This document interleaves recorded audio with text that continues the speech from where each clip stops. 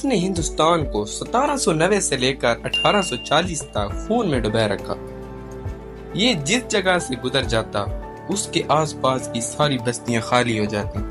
اس نے کیسے ایک رومال سے 931 لوگوں کی جانیں لیں اور یہ کہتے پکڑا گیا، اور اس کا وہ رومال جس سے اس نے 931 لوگوں کی جانیں لیں، آج وہ کہاں ہے؟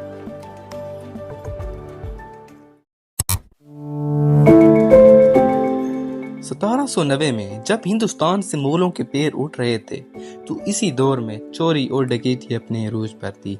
ہریانہ، پنجاب اور دہلی میں 7 قبیلے آباد تھے۔ یہ 7 قبیلے ہر وقت عبادت میں مگن رہتے، جو کہ ایک اچھی چیز ہے، لیکن ان کا ایک بھیانک چہرہ اور بھی تھا۔ جب ان کے بچے 20 یا 25 سال کی عمر کو پہنچتے تو یہ ایک ٹھگ اور لٹیرے بن جاتے۔ یہ 300-400 سال سے یہاں رہ رہے ہوتے ہیں، اور کہا جاتا ہے کہ ان 7 قبیلوں نے 300-400 سال میں تقریباً 20 لاکھ لوگوں کو قتل کیا ہوتا ہے، اور انہی میں سے ایک جس کا نام ٹھگ بہرام ہوتا ہے، اس نے ان سب سے زیادہ مقبولیت پائی، کیونکہ اس نے اپنے ہاتھ سے 913 لوگوں کا قتل کیا ہوتا ہے، وہ بھی ایک رومال کی مدد سے۔ بہرام 1765 کو جبل پور کے ایک چھوٹے سے علاقے میں پیدا ہوتا ہے۔ بہرام بچپن میں تو ایک عام سا انسان ہوتا ہے، مگر پھر اس کی ایک ملاقات ایک ٹھگ سے ہوتی ہے جس کا نام سید امیر علی ہوتا ہے۔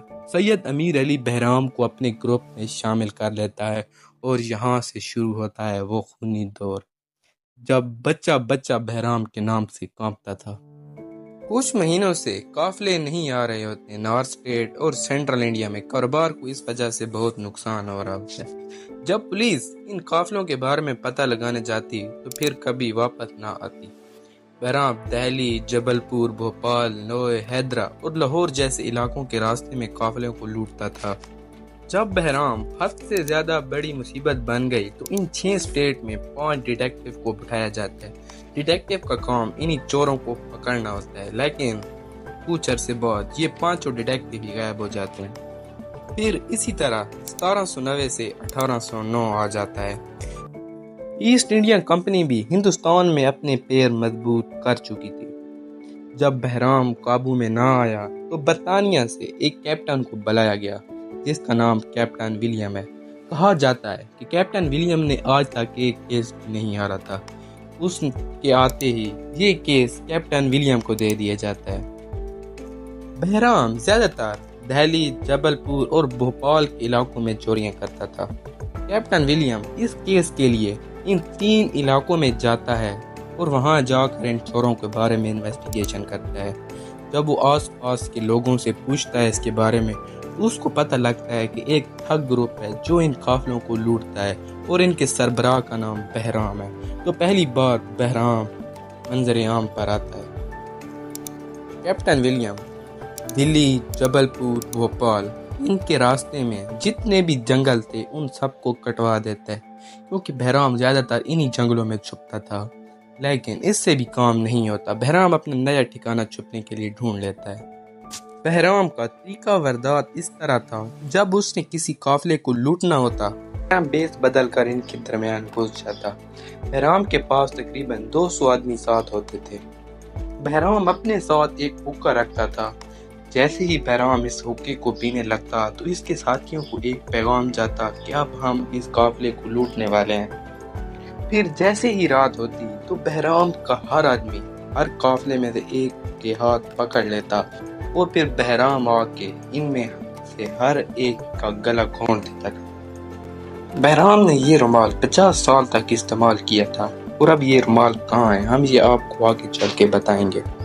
پھر پہلی بار لٹیروں کو پکڑنے والا ایک ڈپارٹمنٹ بنایا جاتا ہے۔ یہ ہندوستان کی تاریخ کا پہلا ایسا ڈپارٹمنٹ ہوتا ہے جو چوروں اور لٹیروں کو پکڑتا ہے۔ یہ آج بھی جبل پور میں واقع ہے، اور اس ڈپارٹمنٹ کا ہیڈ کیپٹن ولیم کو بنایا جاتا ہے۔